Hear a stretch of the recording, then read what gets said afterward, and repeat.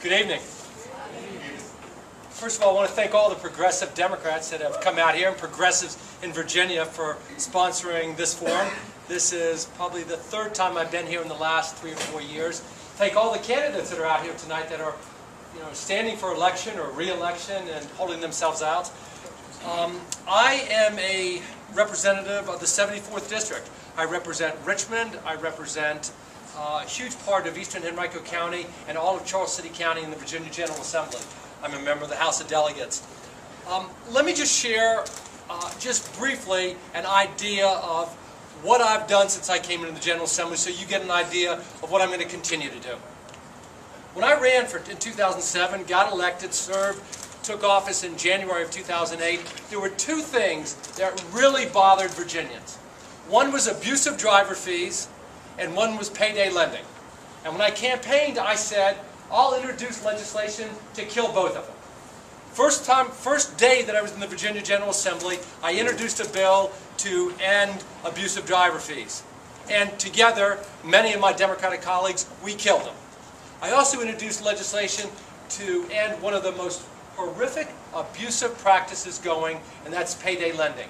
We got a bill passed, it was payday reform, but what's happened is those folks have just kind of shifted over, and now they're loaning money on it's car title lending, and I'm going to kill that too. Because what they're doing is they're lending money at 300 and 360% interest, and we used to prosecute folks like that. We called it loan sharking. But those two bills were accomplished in my first year. Fast forward to 2011. 4 things that bothered me that I introduced legislation on.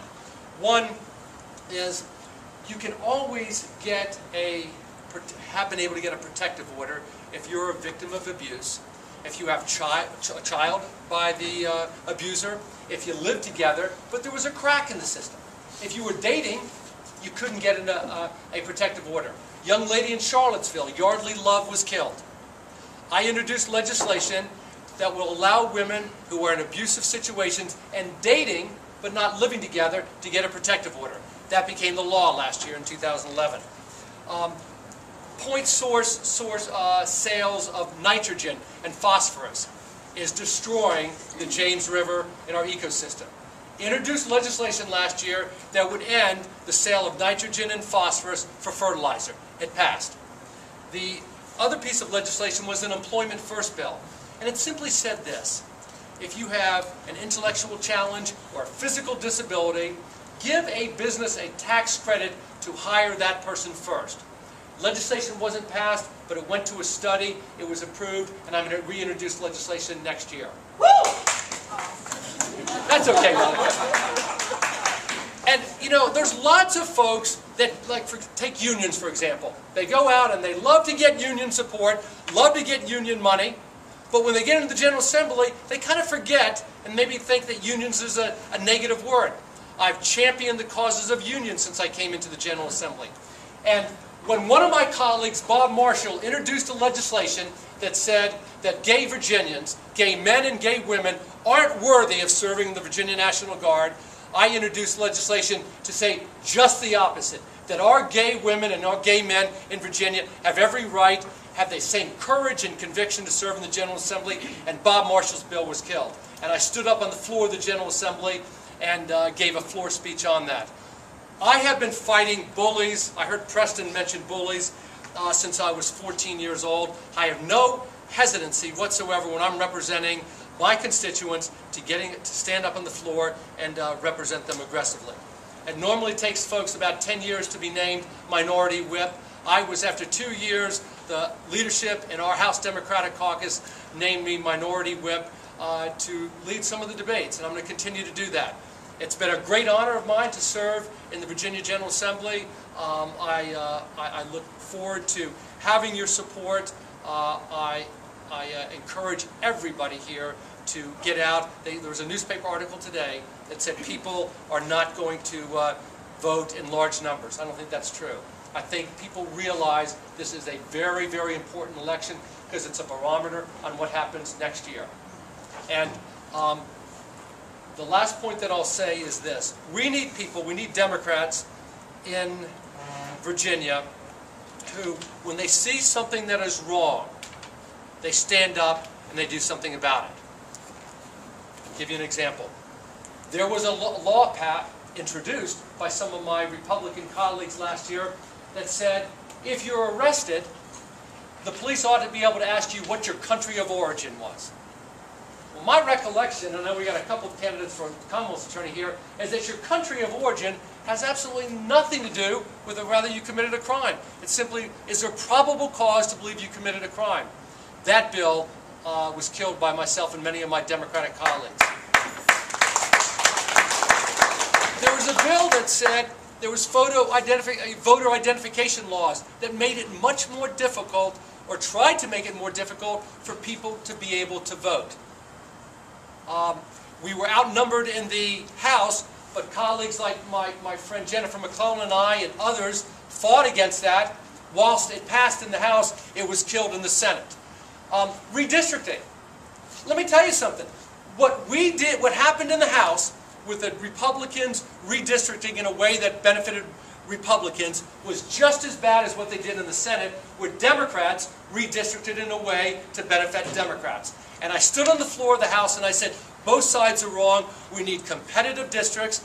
We can't have a situation where incumbents are protected, because then you end up with exactly where we are right now. We have a polarized House and a polarized Senate, and the only real election is in primaries. And you get people that are posturing and pontificating on the floor, trying to out-Tea Party the other person, or try to showing, and all they're trying to do is avoid a primary fight. But I fought for a bipartisan or a nonpartisan redistricting commission. Didn't pass, but I fought for it. And the last thing that I'll say is, when it came to and then I'm going to leave you with one example. When it comes to holding the other side accountable, I think I do that. The governor right now is going through parts north and parts Midwest and parts west and parts south, saying, let's do it the Virginia way. We balanced the budget and we had a surplus. Folks, we did neither. We did neither. We spent $620 million that should have gone to VRS, and we withheld it.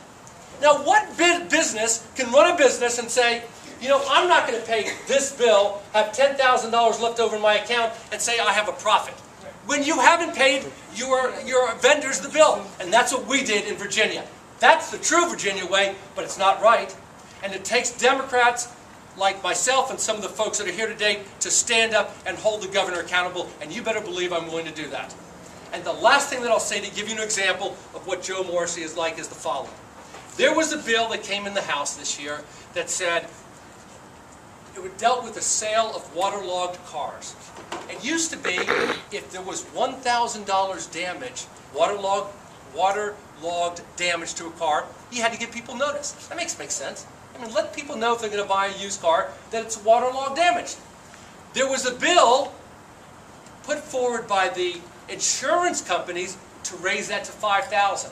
What that means is you don't have to tell somebody who's buying a car that there's $5,000 damage to it. A waterlogged car from New Orleans, for example. I stood on the floor and I asked my Republican counterparts, let me ask you this. If your daughter just graduated from school, she was about to got her first job and is about to buy her first car, wouldn't you want her to know there's $5,000 water damage to that vehicle? And that bill was eventually killed in the Senate. But it's things like that that I'm going to continue to stand up and fight for. Children with autism spectrum disorder, people with physical disability, intellectual challenges, I'm going to be there for them because they might not have a voice. I'm Joe Morrissey. I'm the minority whip in the House Democratic Caucus, and I'm running for re-election.